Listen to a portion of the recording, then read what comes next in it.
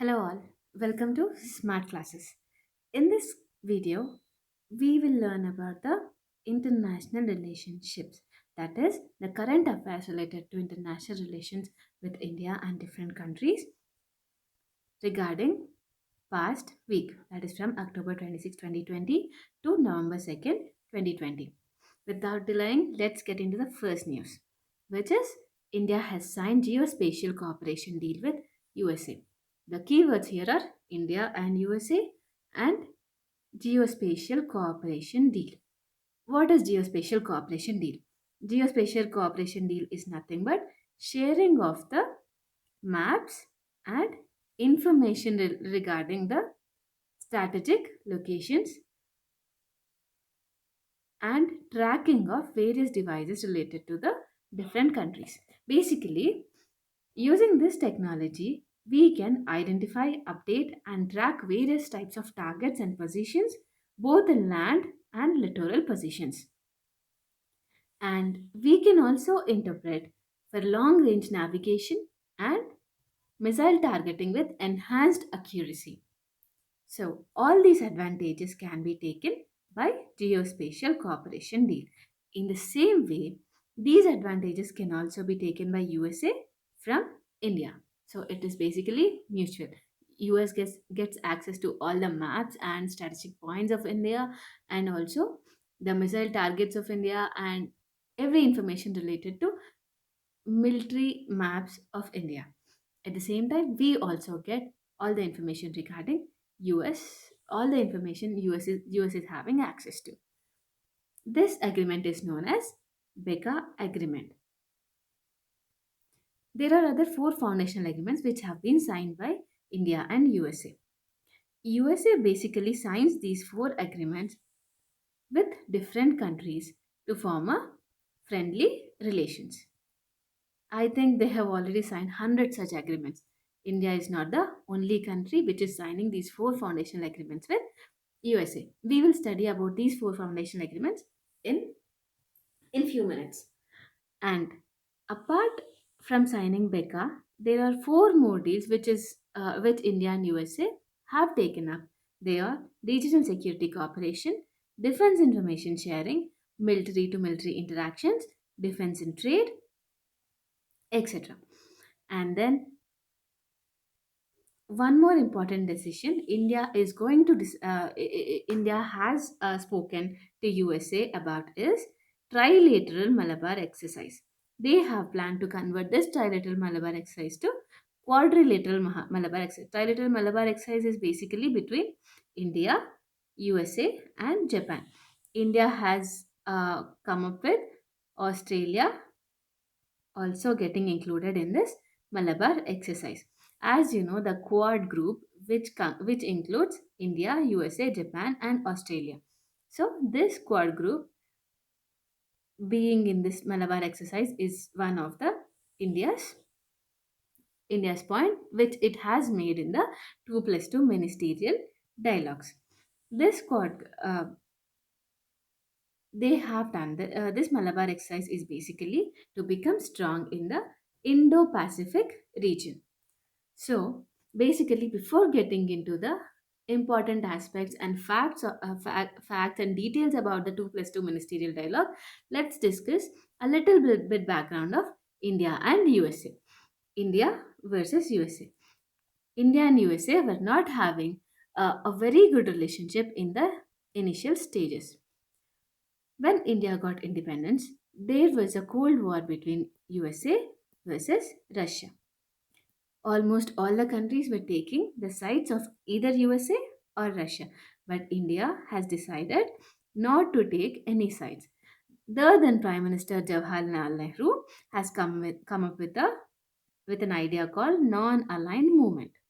So this non-alignment movement means that countries which have agreed the non-alignment movement will not take either the side of USA or the side of Russia.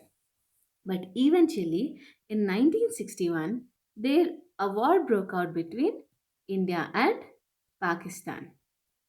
So, when the war broke out between India and Pakistan, USA has supported Pakistan by sending military equipment and support to fight the war.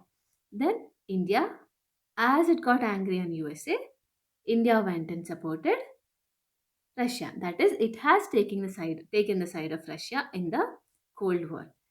One more reason for India to taking the side of Russia is Russia being a socialist country, and Indian government is also biased towards socialist socialistic government. Not right now, but in 1961 or after the independence, India has majorly adopted for a socialistic government. As you know, in 1969, banks of India have been nationalized. That is, India was still socialist during the war of 1961. Coming to the present scenario, 1961. Before coming to the present scenario, let's get into the let's get into the thing that why USA has become friends with India. How basically not why. How did the relations between India and USA improve? Basically, after the 9/11 attacks, distance between Pakistan and India started. That is, Pakistan was directly or indirectly involved in the 9/11 attacks, and Osama bin Laden was hiding in Pakistan and he was found in Pakistan. This basically disturbed the relations of India and Pakistan, after which US started taking sides of India. And coming to the geospatial cooperation deal. Apart from this geospatial cooperation deal, 2 plus 2 dialogue have also discussed about the security concerns in the Indo-Pacific region. This is regarding China.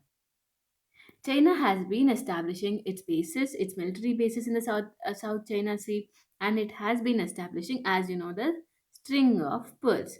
String of pearls is basically China occupying the strategic locations in the Indo-Pacific region. So, to make it stand or to get its power in the Indo-Pacific region, US has spoken to India about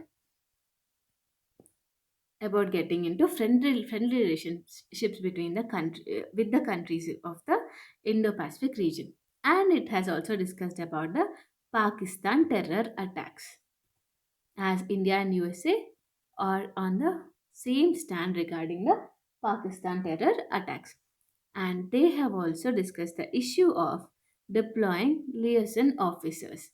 Liaison officers is nothing but deploying army officers in each other's bases, in each other defense bases or defense facilities.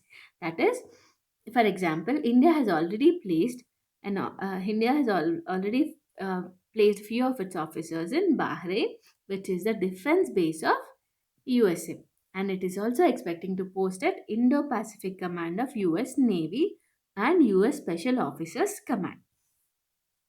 US is also deploying at Indian Ocean Fusion Center, where Indian Navy has its bases. So, these are the important issues which have been discussed in the 2 plus 2 ministerial dialogue. And as we have discussed about the four foundational agreements which US signs with all the friendly countries. The first among them is General Security of Military Information and Agreement. So, this was signed in 2002, and this deals with sharing of classified information.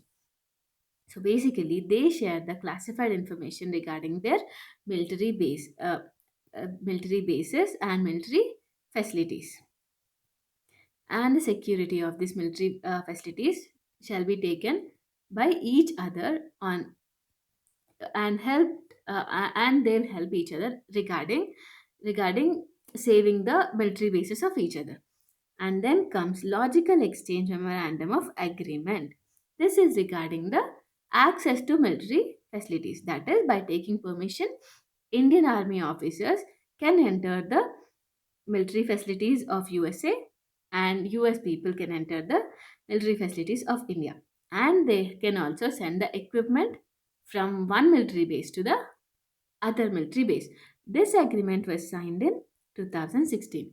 And then comes the most important agreement, which is the Communication Compatibility and Security Agreement.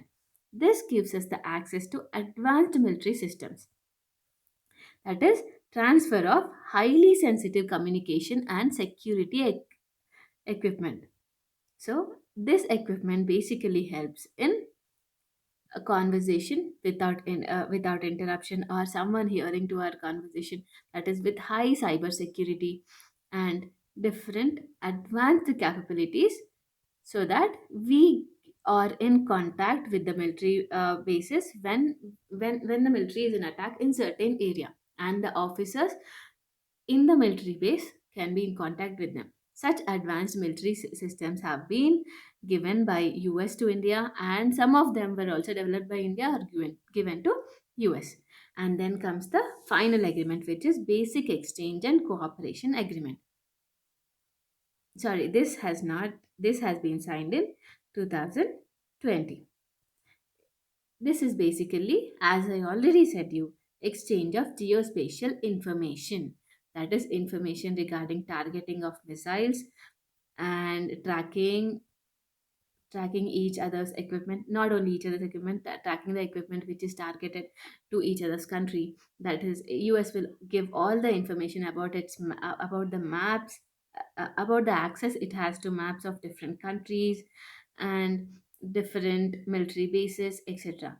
In the same way, India will also share the information it has to the US. And then coming to the most important points which were discussed in the ministerial dialogue. First thing, US said it will support India's defense of territory, sovereignty, and integrity. That is, US has declared that it is in complete support to India. This ministerial dialogue comes just before US elections, and US thought having friendly relations with India can also help the government securing votes. Or, or maybe India has got into deal with USA because it has the confidence that whatever government gets elected in the elections, India can have friend relations with the US, and the effect of these four agreements will not be reversed. And Mike Pompeo, who is the vice president of USA, has said that Chinese Communist Party is the threat to democracy. This this can be a statement which India likes or in support of India, because we are already having conflict in the border at Aksai or Galwan Valley, etc., with with Chinese counterparts. So basically, Mike Pompeo said that Chinese Communist Party is a threat to democracy. That is, he has not supported the Chinese Communist Party, which is a government in China. And he also said that China functions against the rule of law and disrupt the world order. That is, it does not follow the rule of law which is to be followed by each and every country of the world. And then it has discussed about freedom of navigation and free and open Indo-Pacific region. It has also discussed about the freedom of Indo-Pacific region is the this region which passes through Malacca Strait and all. It also passes through South China Sea. It has said that we will strengthen our bases here, and also we will allow the ships and boats or the goods and services or fuel, etc., which is passing through the Indo-Pacific region to be free and open. And they have also said that there is a need for code of conduct in South China Sea. As we already know that in South China Sea, uh, China has occupied the area of different countries like Philippines, etc. They have occupied the islands of different countries, and they are not following the UN clause, which is really important to avoid the differences between different countries. So they have said that there's a need of code of conduct, that is, all the countries should follow specific conduct so that they don't get into conflicts with each other. For this, they have been running capacity building programs in the partner countries. That is, countries which are friendly with India and USA. So they have selected the countries which are friendly with India and USA, and they have been running capacity building programs. That is, they have been setting up different facilities which have the capacity to counteract any force which is acting, which is not following the code of conduct in the South China Sea. And these countries are Myanmar, Laos, and Thailand. And then defense and military training in the Indo-Pacific region and the South China Sea. US and India have been getting into joint military exercises and joint operations and cooperation in the defense and military training. And they have also signed BECA agreement. And four other agreements were also signed. The first of which is Tech Cooperation in Earth Observation and Earth Sciences, Global Center for Nuclear Energy, Electronic Exchange of Customs Data, Cooperation in Traditional Indian Medicines. This can basically help for Indian Ayush, that is Ayurvedic medicine of India can get a boost because of this agreement. And electronic exchange of customs data, that is import and export data, will be exchanged between the two countries. And then coming to an editorial in the Hindu, which says contesting neighbors revised geopolitical playbooks. This article basically talks about the approach of India and China towards West Asia. That is, how is India dealing with the West Asian countries and how is China dealing with the West Asian countries?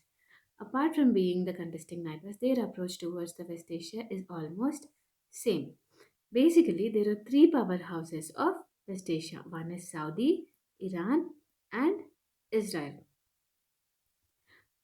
From the point of view of United States of America, United States of America has made Saudi close ally, and US has pushed Saudi. That is, US has forced Saudi to to set aside their rivalry in order to target Iran.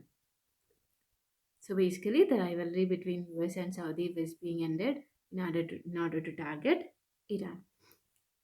India and China to have friendly relations with West Asia because India and China are the largest importers of fuel from these OPEC countries, that is from West Asia. Energy security supply of oil. So basically, supply of oil from West Asia gives energy security to both India and China. India has been setting up friendly relations after the coming of the Modi government, that is after 2014. India started getting friendly with the OPEC countries, and also the relations between Israel and India have also been improved after Narendra Modi getting into the power. So, so the overall view of this is India and China are being trying to get friend, are being trying to be neutral and being friendly with the West Asian countries, and they are trying to sponsor different projects in these countries. And Narendra Modi has also given different initiatives or different incentives for the West Asian countries to coming and investing in India. And then comes the OPEC. As we have talked, OPEC. OPEC is hopeful fresh lockdowns will not dent energy demand. The previous lockdown has given OPEC many losses as the use of petrol has been decreased due to the lockdown. What is OPEC? OPEC is nothing but a intergovernmental organization formed in Baghdad in 1960. There are 13 member countries of OPEC, and the headquarters are situated in Vienna, Austria. When the OPEC was formed, the headquarters was in Geneva, Switzerland.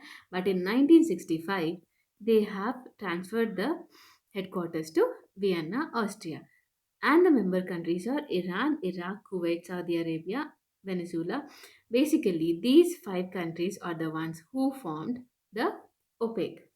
And then Libya has joined it, and then these countries have joined it, and many other countries have joined and left the country, like Indonesia, Qatar, etc.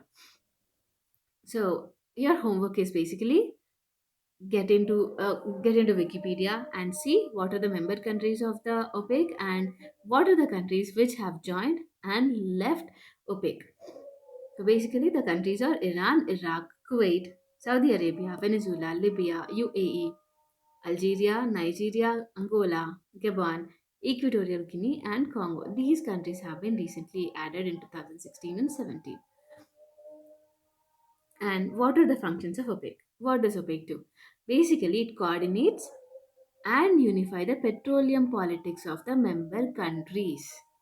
So basically, it's like a cartel for petrol. It decides the price of petrol and it regulates the price of petrol and it regulates the countries which are sending in the oil and all the petroleum products.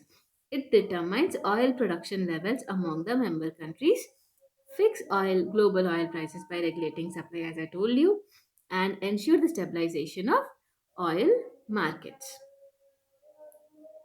And then we will study about India outreach towards Myanmar. Why Myanmar is so important? Basically, Myanmar lies in a very strategic location. That is, it connects South Asia with Southeast Asia. And with respect to India, it is both in the neighbor first policy of India and act east policy. As it is in the eastern side of India, it comes into the act east policy. This is the only country which gets counted into both neighbor first policy and act east policy.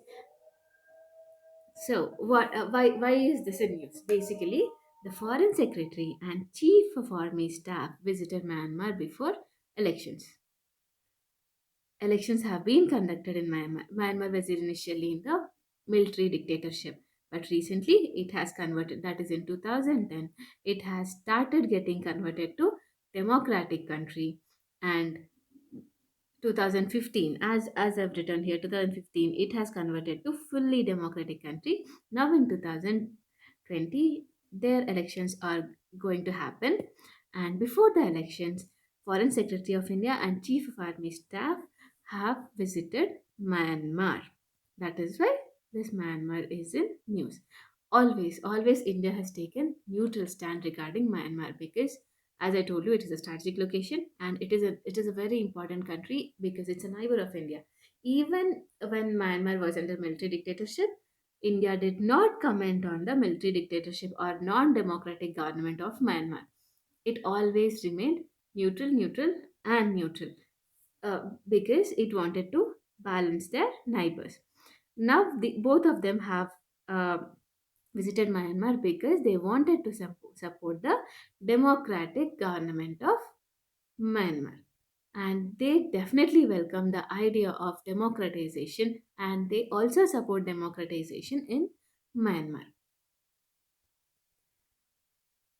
Why it has converted to democratic government? Initially, it was military dictatorship, but there were sanctions which were levied by the Western countries, that is the European countries and USA, on Myanmar. So, because of these sanctions, the Myanmar started getting converted to democratic government.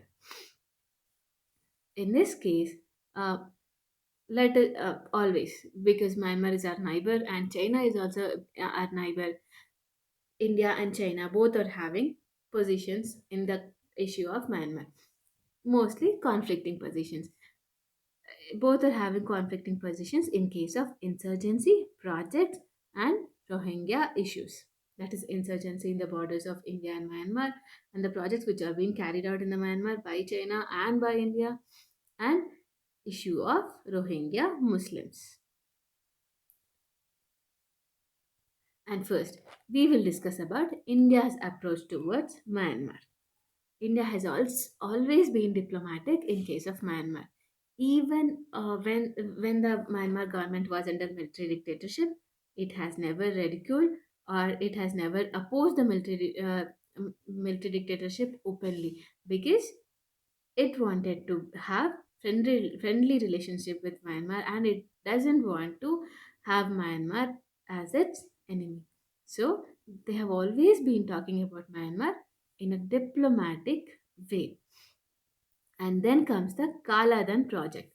As we know, Kaladan project, which is situated here, the Kolkata, it is a route from Kolkata to Sitwe project, Sitwe near in Myanmar to Kaladan to northeast India. So basically, this trade route has established for the transfer of goods in a very easy and friendly manner between both the northeast Myanmar and the eastern countries and India. So basically, this trade route passes through Kolkata, Sidwe, Kaladan, Northeast. And there were many critical comments made on this project because India has failed to finish this project on time. That was a drawback in case of Kaladan project. And then India has also proposed to establish a petroleum refinery which costed about $6 billion. And regarding the border cooperation. Coming to the border cooperation, presence of insurgent groups in the Golden Triangle, that is Myanmar, Laos, and uh, Thailand. There are many presence of insurgent groups is one, and the Golden Triangle. This area is known as Golden Triangle because it is famous for various organized criminal activity taking place in the Golden Triangle. That is drug trafficking, medicines trafficking, and smuggling of goods, etc. All this activity happens in the Golden Triangle. So, by the border cooperation between India and Myanmar, they are trying to control the insurgent groups and also the criminal activity in the Golden Triangle. Coming to the defense relations between Myanmar and India. India has sold submarine to Myanmar recently, and it is also sending weapons to Myanmar and also giving training to the soldiers of Myanmar. And they have also conducted different joint exercises and operations. Recent operation between the Indian and Myanmar defense is the Operation Sunrise. And then comes the hydrographic survey. Survey has been done in order to help Myanmar in case of the defense activities. And then comes the next act, which is India designated 18 Pakistanis as terror attacks under the Unlawful Activities Prevention Act 1967. So basically, what is UAPA Act? This act assigns absolute power to the central government to declare an activity as unlawful. That is, central government can declare any activity as it feels as an unlawful activity, and the organization or the individuals who are declared unlawful should prove themselves lawful if they want to get out of the case. And who is covered in this act? That is, both Indian and foreign nationals are covered in this act, both in the territory and the foreign land. So activities happening in both in the Indian territory and outside the India are covered in this act. Individuals and organizations of both India and foreign nationals are also covered in this act. Basically, there are two amendments made on this act. One is 2004 Amendment Act. 2004 Amendment Act has added terrorist act to this list. Before this, there was the terrorist act is not in the list of offences which were banned using Unlawful Activities Act. But in 2004, this was added in order to ban all the in order to ban all the organizations who are taking up the terrorist activity. And in 2009, this amendment also allows to designate individuals as terrorists. That is, individuals who are working for different organizations outside India or in India and conducting terrorist activities can also be declared as a terrorist or can be can be taken action on those unlawful activities. So, because of this amendment, India could designate 18 different Pakistanis as terrorists. And then comes the next important news, which is the second meeting of India Central Asia Dialogue. So, what what is India Central Asia? What is the meeting? Between which countries this take place is what we need to know. The first meeting was conducted in Samarkand, the Republic of Uzbekistan, in January. Basically, this dialogue is between India and five Central Asian countries, which includes Kazakhstan, Kyrgyzstan, Uzbekistan, etc. Recently, India virtually hosted the second meeting of the India Central Asia Dialogue. The first meeting was hosted by Uzbekistan, and the second meeting is hosted by India. So, what are the important aspects considered in this meeting? Those are combat terrorism, Afghan peace process, and infrastructure. Infrastructure facilities with infrastructure activity which is taken up by India in Chabahar port was also discussed the by this meeting, which was between India and Central Asia. And the initiatives which were announced in this meeting are: India has announced 1 billion line of credit for the Central Asian countries. That is, it has agreed to give $1 billion to Central Asian countries as loan. It has also granted financing for high impact community development projects in the country. It has also granted funds. Establishment of working groups by Indian Central Asia Business Council. So basically, Government of India in association with FICCI has established India Central Asia Business Council for the establishment of working groups in order to take up the activities. So, coming to the coming to what is India Central Asia Dialogue? It is basically a ministerial level dialogue between India and the Central Asian countries. As I told you, Kazakhstan, Kyrgyzstan, Tajikistan, Turkmenistan, Uzbekistan. These five countries, which have got their independence in 1991 when Soviet USSR got disintegrated. All these countries were out of the USSR. And the dialogue focuses on number of issues including ways to improve connectivity and stabilize war-ravaged Afghanistan. So it basically discusses on the infrastructure of the Central Asian countries, and at the same time it also discusses about the peace in different countries. In the first dialogue, India proposed setting up of India Central Asia Development Group to expand its footprints in the resource-rich region. This Central Asian region is a very resources region, so India wanted to get into the footprints of this region. So basically, it has announced for the setting up of India Central Asian government, and that's it for this week. In case of international relations, thank you. Basically, we'll take up different topics on different days. Today, we are having international relationship on Monday. Tomorrow, economy will take on Tuesday. So I'll be making a detailed video on what day which subject is taken. So please wait for that video and look into that video on what lecture you need to take up on what day. And daily at 1 p.m. you will have the lecture streamed. Thank you so much for listening. If you really like it and you want to get the current affairs of every week, every day, please do like, share, comment, and subscribe. And if you want to get explanation about different topics, please mention a topic here and I'll make an explanation video on that topic. Thank you. Thank you so much for listening.